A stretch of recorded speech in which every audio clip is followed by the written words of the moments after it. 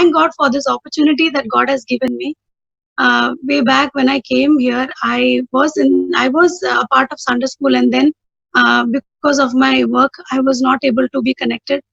I always had this desire and this passion, and I spoke to Sonia Auntie about my interest that I have for the Sunday school, and I thank God that it was maybe the God's right time that she gave me this opportunity.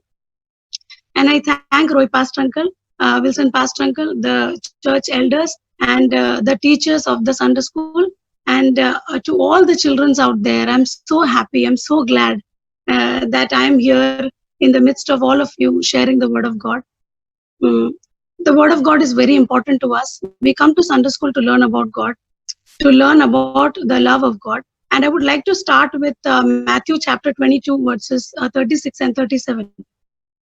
We see there a question raised saying that, teacher, what is the great commandment in the law?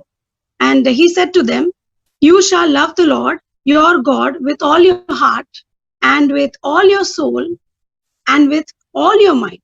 This is the great and the first commandment.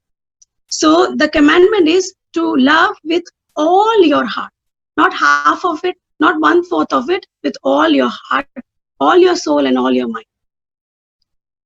In the current scenario when we are living, it is very difficult to give anything 100% because we are surrounded by so many things. So we are under so much of pressure. So today, the message that I have from the youth, that I have from my kids, is enduring pressure, but you're not failing on loving the Lord. I would like to place 3 Bible characters today. This is exactly what God spoke to me. This message God has for the children. I thought probably it is for the teen crowd, but I understand now that it's a general Bible club, the Sunday school, and all the kids of all the age group is here. So I will try to generalize it as much as possible, but this is what God wants to tell you. And I am just a mediator. I'm just a mouthpiece. So I would like to take the first example from the Bible who had the pressure. So basically, let me explain what this pressure is that I'm talking about. We go to school. Right now, there is no school because of the pandemic, but we have Zoom class. So there's a school, there's a group of kids that we are associated with, our friends, our peers. We have teachers. Then when we are at home, there is a group of kids we play with. So there's a lot of group of people that gives us pressure in one or the other way. Some pressure is good, wherein they teach us and encourage us to become better, and we do. So that's a good pressure. Then there is some which is that is kind of an influence that comes on us. But there are also some pressure which is very, breaking us sometimes. It may not take us to the way we want to. So there is one person in the Bible who went through that pressure. So before he went through the pressure, there is a word that he says. It is in Matthew chapter 26, verses 33. It says, Peter declared to him, though all fall away because of you, I will never fall away. Peter says that in the Bible. If you read, it says in Matthew 22, verses 33, read it. It says, Peter says, though everybody fall away, I will not. As some of our kids, they tell us, Mommy, I go to the school. So Mommy tells the child, you go to the school, you're not supposed to bully anybody. You will not lie. You will be a good child. Yes, Mom, I will be a good child. Come on. I go to the Sunday school. I've been trained to be good. I will be a good child. And what happens? You enter the school, you see the group of friends fighting, you indulge into the fight, you speak something that is bad. So what happens when you come home, you're thinking, oh, Mommy told me that I have to be a good boy, I have to be a good girl. And I told Mommy that, yes, I will be good. But end of the day, I was not good. So that pressure, when it happened, you are not able to think, oh, I'm a child of God. I was not supposed to do it, but you did. So what happens to Peter is he says, though everybody may fall away, I will never. But exactly, if we see what happens is when the situation or the pressure test comes to Peter denies Jesus. If you see the verse 69, it says, now Peter was sitting outside. What happens is now Jesus is actually arrested, and Jesus is there, and everybody is gathered around to see what is happening to him. So Peter is also there. So Peter is actually sitting outside the courtyard.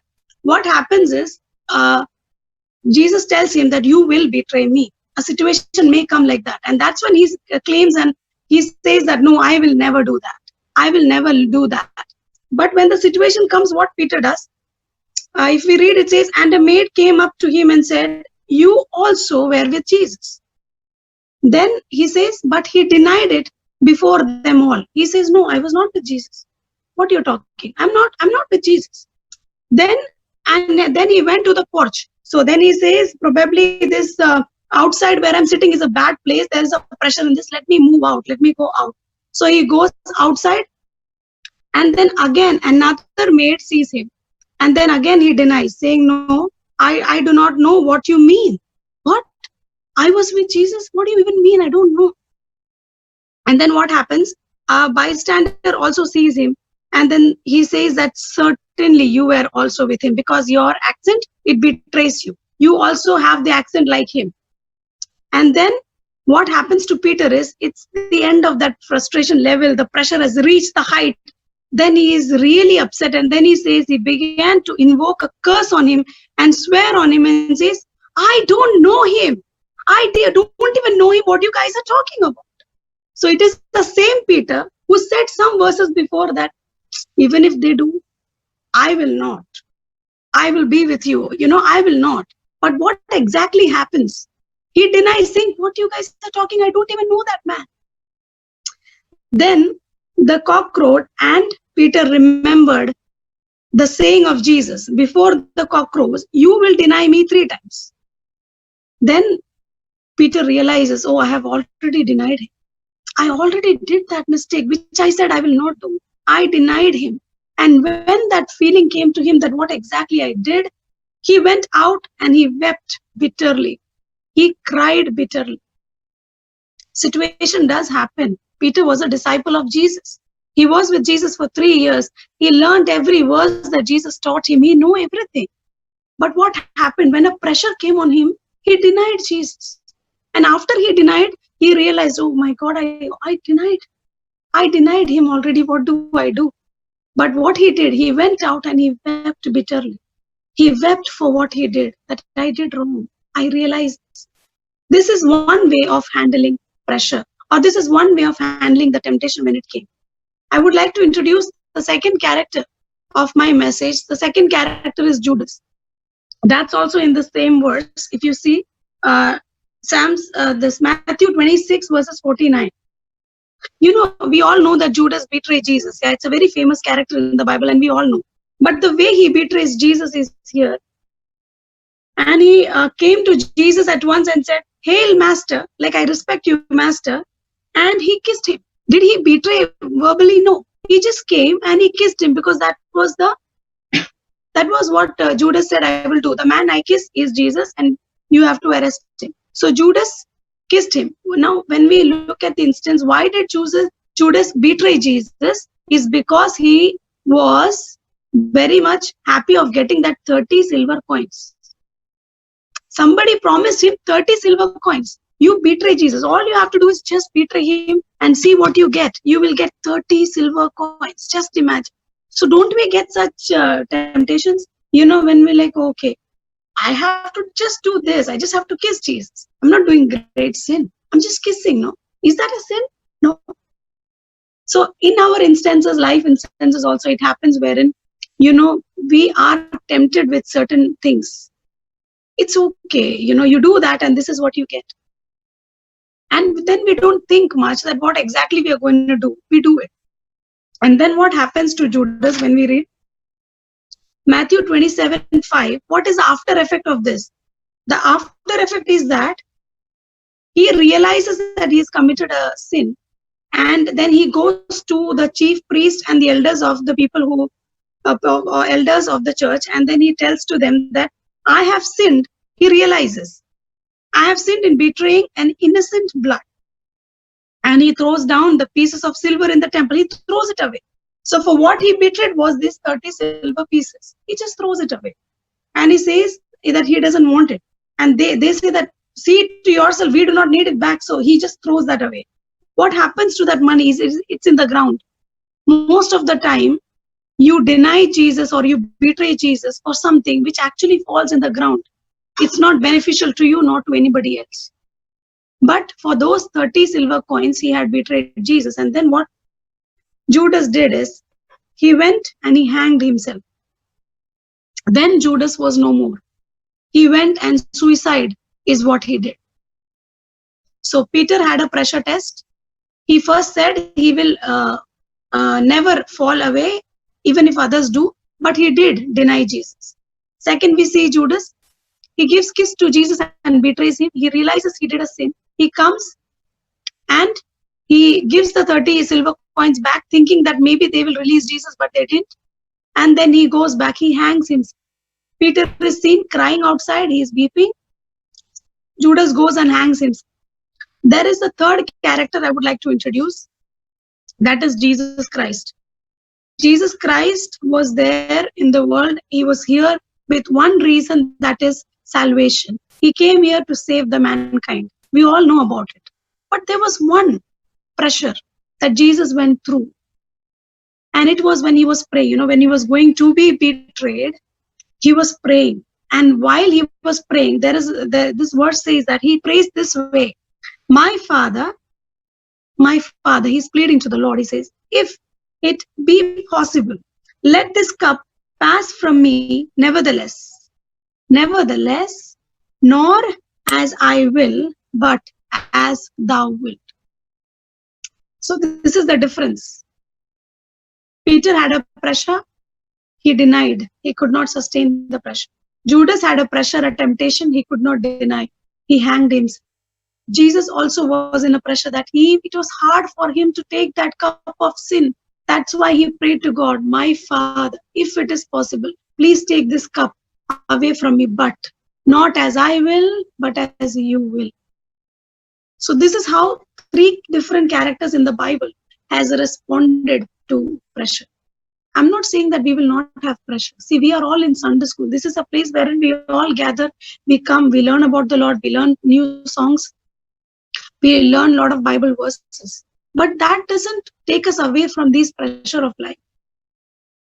There are different pressures, as I gave examples about, kids who say, it's easy. They say, oh, it's just a lie. I just lied. And right now what happens is with pressure, everybody thinks it is okay. It is okay. Even if we did something wrong, it's okay. Even if we deny Jesus at a moment of our lives, it's okay. Even if we betray Jesus in certain circumstances, it's okay. After all, we are humans. I'm only human after all. So don't blame me so much. We say all of this. But Jesus also was a very, very much human like you and me. And he was going to endure that pressure. But he did not fail on the purpose that he came on this world. He did not fail on that purpose. He stood by. We see that Jesus was arrested, crucified, and then what happened? He rose again on the 3rd day. So when we go through a pressure, please understand that there is a time of resurrection also. So when your friends, they give you that pressure, or you are under some pressure in any way, and you give into that, there are many ways that you can come out of it. Like Peter, you can go out and weep and repent for what you did. Like Judas, who thought probably I'm not even worthy of what was in his mind, he went and he hanged himself. So when you repent, there is a restoration that happens. That happened with Peter. That happens with many of us. We are all not perfect. Nobody is perfect. So, don't think or don't be in that mindset that I have to become perfect in the Lord. I want to achieve this. Our achievements is step by step. We will achieve definitely many things. So if there is any pressure, right now I'm talking to many kids around, some I know, some I do. But I would like to urge to you that if you are currently going on some pressure, maybe this pressure is from your friends, maybe this pressure is from any of your relatives, maybe this pressure is from a very popular crowd of your school, a pressure to do something, a pressure or a temptation or an influence to do something. Put your God at first, as Jesus did. My Father, it's tough for me. If you can take it, take this cup, but not my will, your will. Always understand that no pressure should take you away from your God. Even be it to say a lie. When kids go to the school, when they are away from your parents, You feel that, okay, now there is nobody, it's okay if I do something, or it's okay if I lie. It's just a lie. But don't forget, today many of the videos are not on. I can see that many kids have off their video. You can off your video from me, you can off your video from other church members, but can you off yourself from God? Is there one moment in your life that you can off yourself from Jesus? Can you do that? You cannot. So what is the point in, running away from him? It's okay if you've done. Are you bad as Peter? Or are you bad as Judas? No. Our God, as Sunyanti taught us the verse, Jonah, is great and he's compassionate. So we can run to him. It's okay. Peter had that pressure. Jesus himself had that pressure. We all go through that pressure. It's okay. And you should make the choice what I'm going to do. I had this pressure in my life, and what am I going to do? Am I going to sustain and give up to that pressure? What is my decision? So Jesus is not forcing you for anything. He will not come and sit next to you like the moment you sit in the Sunday school and then Sunyanti is preaching, she's talking something, or maybe Jaren brother is singing the song, and then you're thinking something else. You think Jesus will just come right and sit next to you and say, what are you doing? The worship is going on. Concentrate. You think Jesus would do that? No, he would not do that. He is not micromanaging anybody, coming and telling you, oh, you're not supposed to do that. He's not blaming. He's not doing anything. He is just telling one thing, that I'm great and I'm compassionate. I'm gracious. I'm compassionate. Come to me. So if you are facing any pressure in your life, come to me. If you need him, he's even more closer to you. Take one step, he'll take two towards you. So be rest assured in your life, when you face pressure, there is a reason for that pressure. It would definitely take you, but that's a choice that you make. That's the choice that you make. What do I want to do? I go to the school and I see that some kids are not actually obeying the teacher. Teacher is telling, take your book, turn to page 5, read this word, read this particular chapter, and then some are not listening to her, some are talking. And then you look around and then you say, oh, this girl is talking. She is on painting. She's doing something. Nobody's listening to the teacher. Who am I to? Why should I then only be? It's okay if you don't. So when worlds give you certain parameters and tells you it's okay if you sin. It's okay if you go like that. It's okay. I know you are a Pentecost. I know that you are a Protestant, but it's okay to do that once in a while. When the world tells you it's okay, and it's okay, all you have to do is ask yourself, is it okay? I'm the child of God. Is it okay? Can I lie? Is it okay? Can I lie to my parents? Is it okay? You should ask that question to yourself.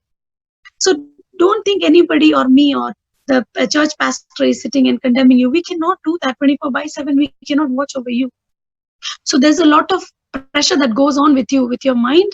There's already a pressure going on because there's a lot of challenges that you face. Probably your parents want you to become an engineer. Your mother wants you to become a doctor. That's a pressure. Probably your friends are all scoring very high grades in the class, and you're already under a pressure because you're not actually becoming good at class. You have a hard time studying. So there's already a lot of pressure going on. And then there is this pressure of sinning. Then there is this temptation which takes you a little far away from the Lord. I'm not exactly putting in what are these pressures, no. Because it's a very general class. We have very small kids to our junior college. So you have to sit and evaluate, what is my pressure? What is it that I'm enduring day by day? What is it that I am compromising on? Am I compromising on Jesus really? When you always think, or do a sin or commit something that is wrong, think about the one in the cross of Calvary. Think about Jesus. He gave his life for you and me. Think about that biggest sacrifice that he did. There is somebody who tells you that I love you and I will never forsake you. He says in Deuteronomy chapter, he says that I will never leave you, I will never forsake you. So please be rest assured. Your parents are there with you, your Sunday school teachers are there with you, but they cannot say that we will never leave you. That is not possible. We all know that.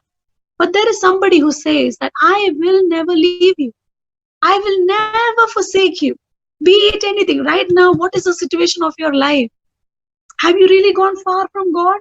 Come back. Come back. He's standing right there, waiting for you to come back. So take that decision. If you are tempted right now, if you have any issues right now, take that decision and say that, Lord, come back to him and say, God, I have this temptation going on in my life right now. Though I don't want to do it intentionally, but it just happens, Lord. Please. And then you come to the Lord and see how he changes you.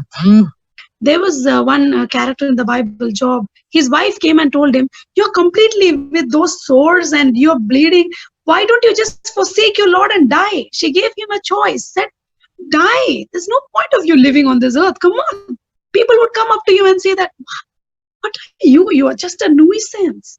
People will come and say all this negativity. But say, I am wonderfully created. I'm fearfully made.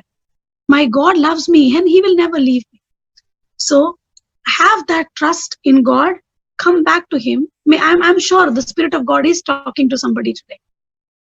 So come back to the Lord. He loves you. Peter had a pressure, and see how he has actually wept and came back, and there was a restoration done. Judas hanged himself. He chose that for him. And Jesus, when he could not, he came and he said that he told, Lord, your will. Let us be like Jesus, who is our role model, and say, not mine, yours. Thank you. Thank you, all the kids, for listening to me. And I hope we meet again. And thank you, Sunyanti, for the time. God bless you all.